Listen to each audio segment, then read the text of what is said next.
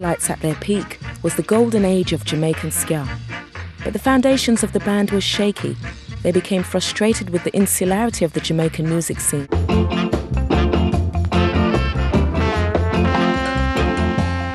A lot of his compositions were minor chord tunes.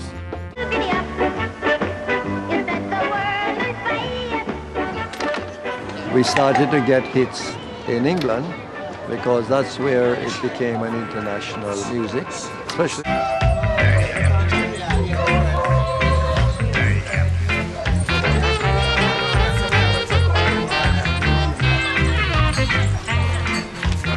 His songs lived. It's a cultural thing for Jamaicans to sing. In the ghetto, you'll... From you is a good conversation. As things hotted up downtown, people sang, and most of them escaped into old-fashioned boy-meets-girl love songs. This was rocksteady, Jamaica's first pop music, the era of singers who replaced the largely instrumental ska, and for many it was the most glorious phase in Jamaican music. Never felt this way before. I know there is. Rocksteady lasted 18 glorious months, but finally there was no escaping Jamaica's worsening conditions. Bass lines became heavier and the subject matter more socially concerned.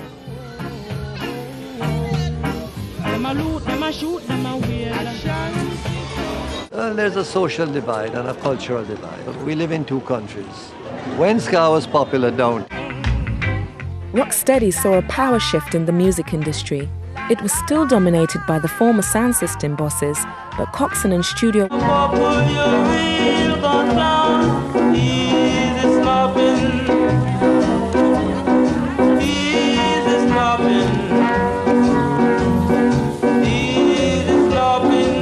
locked up in a cupboard.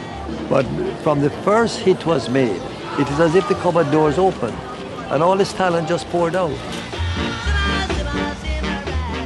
Studio One's music was made downtown for downtown people. The musicianship necessary wasn't that easy to achieve if you were poor in Kingston, but luckily there was also a downtown academy. If Studio One was Motown, the Alpha Boys School was the Juilliard School of Music. No, it had no popularity uptown. In 1960, much of uptown Jamaica still preferred American music, and many of the jazz musicians who had invented ska were making a living playing the tourist resorts. To make a living, many of the most talented musicians joined the thousands of other Jamaicans on the boat to England.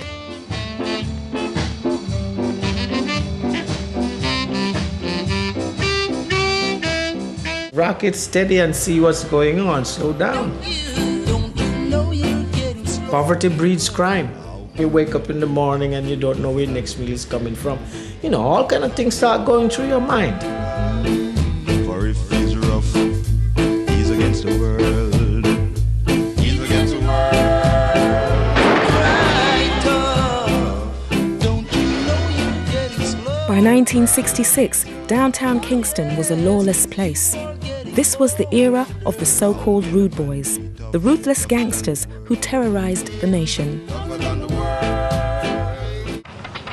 Culture has been a very strong element in all our art forms, but particularly in our forms of musical expression.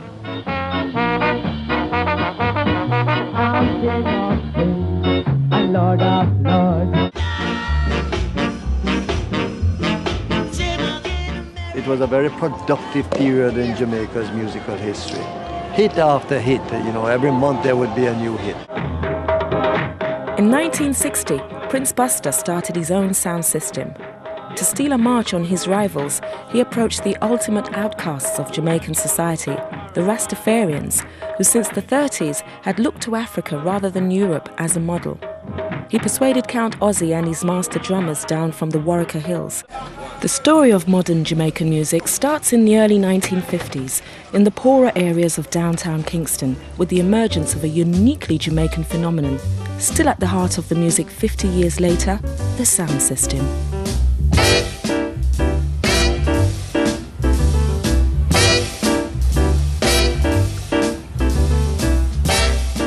The sound system is essentially a street discotheque with speakers big enough to raise a family in. It's where poor Jamaicans have been coming. Trojan were determined to break reggae to the mass market and pulled out all the stops for their new releases. When they introduced strings on the... with its large and by now settled Caribbean community. When I went to London, Bob Andy and myself, the Nyabingi drumming by our Rastafarians. Jamaican records. Decided to drink some more, but when I look at the clock, it was 3:45. To promote their sound systems, Reed and his competitors they only had heard on the sound systems. With their sound system dancers, they were effectively the barons of downtown Kingston and would continue to control the Jamaican music business for the next 15 years. They could run the country. all I want to know, I need Eager to capitalize on this new market, the sound system operators reinvented themselves as record companies. Prince Buster's Voice of the People, Duke Reed's Treasure Isle, and initially the top label Coxsone, run by the Ozzy and his troupe, were part of the pageant laid on for...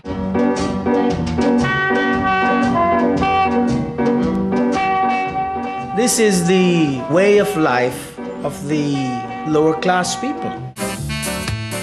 You had dumb drummers.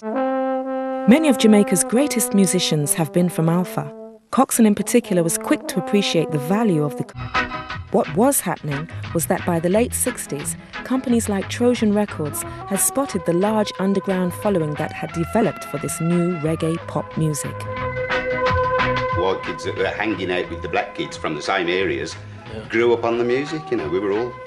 Gathered in his yard, hawking their songs and looking for a shot at the big time. The longest liver will see the moon. It is unrecorded. We brought with us most of the music of Africa. In the early years in Jamaica, the Rastafari.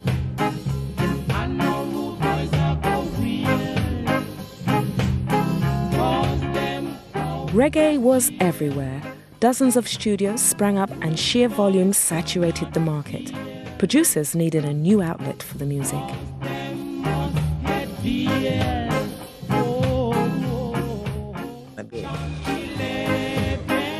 Question him after, you know.